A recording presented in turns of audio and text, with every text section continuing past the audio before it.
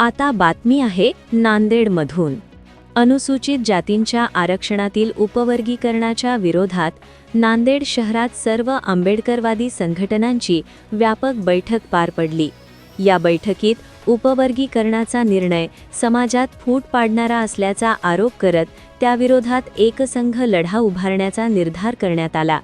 बैठकीत ठरल्याप्रमाणे सोमवार दिनांक 13 एप्रिल 2026 रोजी सकाळी 11 वाजता जिल्हाधिकारी यांची भेट घेऊन शासनाला निवेदन सादर करण्यात येणार आहे।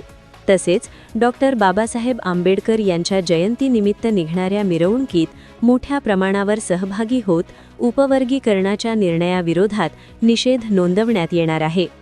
याशिवाय नांदेड जिल्ह्यातील विविध मंडळे व भीम अनुयायांकडून शासनाच्या dg-sw.barty.in या ईमेलवर सुमारे 50,000 ईमेल पाठवून निषेध व्यक्त करण्याचा निर्धार करण्यात आला।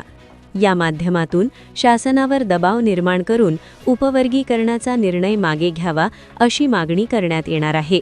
दरम्यान कार्यकर्त्यांना 13 एप्रिल रोजी सकाळी 11 वाजता जिल्हाधिकारी कार्यालयात मोठ्या संख्येने उपस्थित राहण्याचे आवाहन करण्यात आले असून जय भीमच्या घोषणांनी बैठकीत उत्साहपूर्ण वातावरण निर्माण झाले।